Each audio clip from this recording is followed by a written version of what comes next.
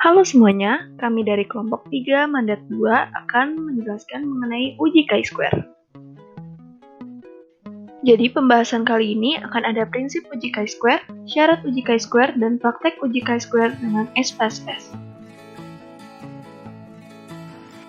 Apa itu uji chi-square? Uji chi-square adalah uji yang digunakan untuk melihat hubungan antara variabel kategorik dengan variabel kategorik.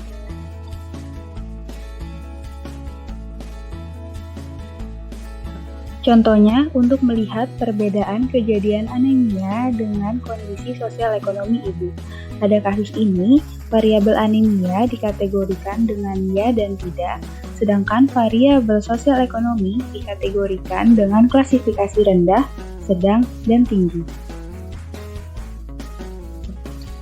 Tujuan dari uji chi-square yang pertama, untuk mengetahui sebaran variabel data apakah homogenitas. Yang kedua, menguji independensi dua variabel kategorik apakah signifikan. Dan yang ketiga, mengukur kuatnya hubungan antara variabel yang satu dengan variabel nominal lainnya. Misalnya, kita akan melambungkan uang logam 100 kali. Uang logam ini memiliki sisi permukaan angka dan huruf. Harapan kita permukaan angka dan huruf yang muncul saat dilambungkan yaitu seimbang sebanyak 50 kali. Tetapi ternyata saat dilambungkan pada sisi permukaan angka muncul 45 kali dan huruf sebanyak 55 kali. Sehingga dapat dilihat X kuadrat dengan rumus observed dikurang expected dikuadratkan. Jika nilai frekuensi dengan ekspektasi sama, dikatakan tidak ada perbedaan yang bermakna. Namun, bila frekuensi observasi dan ekspektasi berbeda, dikatakan terdapat perbedaan. Apa aja sih syarat uji chi-square? Syarat yang pertama, tidak ada sel dengan nilai frekuensi kenyataan atau disebut juga actual count atau F0 sebesar 0. Apabila bentuk tabel kontingensi 2x2, maka tidak boleh ada satu sel saja yang memiliki frekuensi harapan, atau disebut juga expected count kurang dari 5. Apabila bentuk tabel lebih dari 2x2, misal 2x3, maka jumlah sel dengan frekuensi harapan yang kurang dari 5 tidak boleh lebih dari 20%. Selanjutnya, syarat uji pada Pearson chi-square digunakan untuk tabel lebih dari 2x2, misal 3x2 atau 3x3, dengan memperhatikan persyaratan tidak ada frekuensi harapan kurang dari 1. Nilai frekuensi harapan kurang dari 5 maksimal 20%. Apabila kedua persyaratan tidak dipenuhi, maka penggabungan kategori perlu dilakukan agar diperoleh nilai harapan yang berharga besar.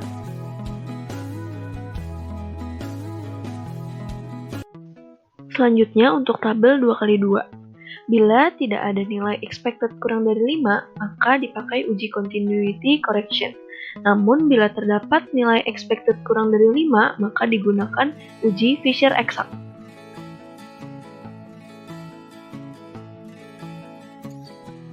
Sekarang kita akan praktek uji chi-square menggunakan SPSS. Yang pertama, kita input dulu data yang akan diuji, kemudian klik Analyze, pilih Descriptive Statistics, dan klik Cross Tabs. Lalu masukkan variabel independen yaitu merokok dan riwayat keluarga di kotak rows, dan variabel dependen yaitu kanker paru di kotak columns. Klik Statistik, lalu pilih chi-square dan risk, lalu klik Continue. Selanjutnya kita klik Cell, lalu pilih Observe pada Counts dan Row pada Percentage, lalu klik Continue. Setelah itu kita klik OK, kemudian akan keluar output dari pengujian data yang telah dilakukan seperti gambar di samping. Nah, selanjutnya kita akan interpretasi dari output berikut mengenai merokok dan riwayat keluarga dengan kanker paru. Nah, berdasarkan tabel output chi-square test tersebut, diketahui bahwa nilai asim seek to site pada uji continuity correction pada variabel merokok dan variabel riwayat keluarga sebesar 0,00. Nah, karena nilainya itu 0,00 yang berarti kurang dari 0,05, maka dapat disimpulkan bahwa H0-nya ditolak. Nah, dengan demikian dapat diartikan bahwa ada hubungan yang kuat antara status merokok dengan kanker paru dan riwayat keluarga dengan kanker paru. Ya, kita akan interpretasi berdasarkan tabel cross-tabs. Nah, berdasarkan tabel output cross-tabs, diketahui berapa jumlah orang yang mengalami kanker dan yang tidak mengalami kanker, baik menurut variabel merokok maupun riwayat keluarga dengan penyakit kanker.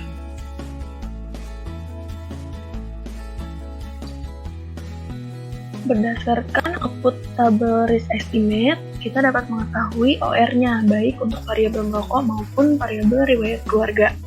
Nah, berdasarkan nilai tersebut, dapat disimpulkan bahwa orang yang merokok memiliki risiko 9,356 kali lipat lebih besar untuk terkena kanker paru dibandingkan orang yang tidak merokok.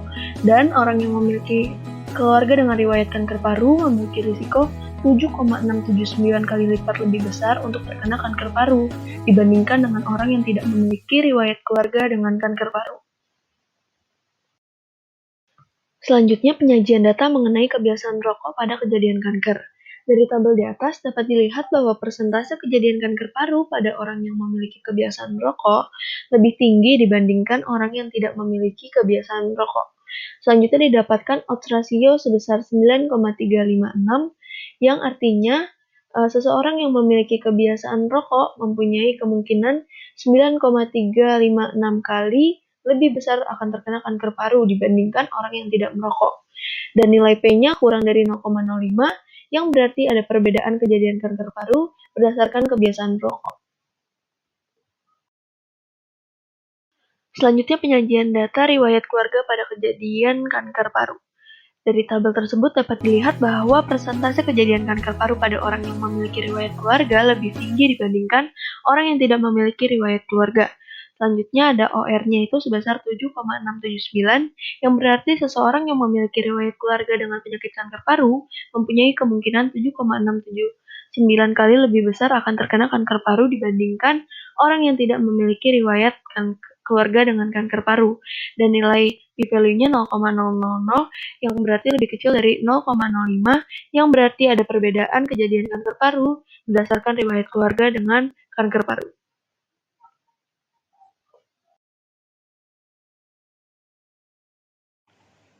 Aplikasi SPSS pada uji chi-square tabel 3x2.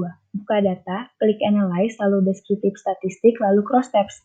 Selanjutnya, pindahkan variabel sosial ekonomi ke row dan variabel kanker paru ke kolom.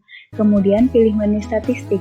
Lalu centang chi-square dan reads, kemudian klik Continue, lalu pilih menu cells.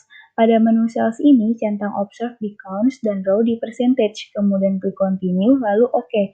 Maka akan muncul output seperti berikut. Di tabel 3x2 ini nilai OR tidak ditampilkan sehingga kita harus menggunakan regresi logistik sederhana. Pada data yang sama, klik Analyze, lalu pilih Regression dan klik Binary Logistik. Lalu masukkan variabel kanker paru ke kolom dependent dan variabel sosial ekonomi ke kolom covariates.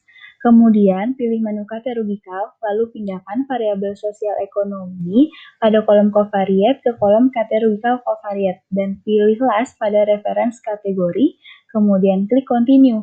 Lalu klik option dan klik CI sebesar 95%, lalu klik continue. Maka akan muncul output dari data yang telah kita lakukan. Nah, nilai signifikan sosial ekonomi ini kurang dari 0,05, maka H0 ditolak, berarti dapat disimpulkan terdapat hubungan antara sosial ekonomi dengan kanker paru. Nah, selanjutnya, nilai expected pada sosial ekonomi sedang adalah 2, dan sosial ekonomi rendah 0,624. Maka dapat disimpulkan bahwa orang yang berada pada sosial ekonomi sedang memiliki risiko 2 kali lipat lebih besar untuk terkena kanker paru dibandingkan orang yang memiliki sosial ekonomi. Selanjutnya ada penggunaan chi-square pada penelitian. Ini contoh penelitiannya ada judulnya itu faktor risiko yang berhubungan dengan kejadian preeklamsia pada ibu hamil, studi kasus di RSUD Kabupaten Brebes tahun 2014. Nah, tujuan dari penelitian ini untuk mengetahui faktor risiko yang berhubungan dengan kejadian preeklamsia pada ibu hamil di RSUD Kabupaten Brebes tahun 2014. Sekarang kita masuk ke hasil dan interpretasi dari uji chi-square pada penelitian. Variabel yang diuji itu ada umur, status gravida, riwayat keturunan, pemeriksaan antenatal, riwayat preeklamsia, riwayat hipertensi, jenis pekerjaan, tingkat pendidikan, riwayat diabetes mellitus, dan riwayat kehamilan ganda. Kemudian hasil uji antara umur dengan kejadian preeklamsia dia dapatkan nilai P-nya itu 0,0001 di mana lebih kecil dari 0,05 yang artinya ada hubungan antara umur dengan kejadian preeklamsia. Kemudian hubungan antara status gravida dengan kejadian preeklamsia pada ibu hamil didapatkan p-value-nya 0,009 di mana itu lebih kecil dari 0,05 yang artinya juga ada hubungan antara status gravida dengan kejadian preeklamsia pada ibu hamil. Hubungan riwayat keturunan dengan kejadian preeklamsia pada ibu hamil menunjukkan adanya hubungan yang signifikan. Dilihat dari nilai p-value sebesar 0,033 yang lebih kecil dari 0,05. Jika dilihat dari nilai OR-nya 2,618, responden yang memiliki riwayat keturunan mempunyai risiko 2,6 kali mengalami kejadian preeklamsia dibandingkan dengan responden yang tidak memiliki riwayat keturunan. Pada hubungan pemeriksaan antenatal dengan kejadian preeklamsia ini menunjukkan adanya hubungan yang signifikan. Dilihat dari nilai p-value sebesar 0,0001. Jika dilihat dari nilai OR yang sebesar 17, artinya responden yang tidak melakukan pemeriksaan antenatal berisiko 17 kali mengalami kejadian preeklamsia dibandingkan dengan responden yang melakukan pemeriksaan antenatal. Pada hubungan riwayat preeklamsia dengan kejadian preeklamsia pada ibu hamil menunjukkan adanya hubungan yang signifikan. Dilihat dari nilai p-value sebesar 0,0001 dan nilai OR sebesar 20,5. Artinya responden yang memiliki riwayat preeklamsia sebelumnya mempunyai risiko 20,5 kali mengalami kejadian preeklamsia dibandingkan dengan responden yang tidak memiliki riwayat preeklamsia.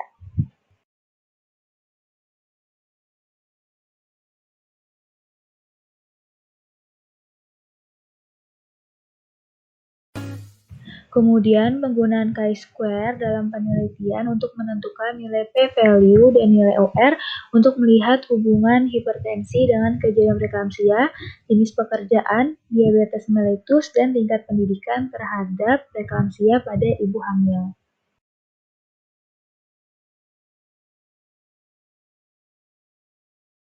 Karena penelitian ini menggunakan kasus kontrol, maka memiliki kelemahan recall bias di mana responden harus mengingat kembali Berdasarkan hasil kejadian yang telah lalu. penelitian, didapatkan bahwa ada hubungan antara faktor umur, status gravida, riwayat keturunan, pemeriksaan antenatal, riwayat preeklamsia, riwayat hipertensi terhadap kejadian preeklamsia pada ibu hamil.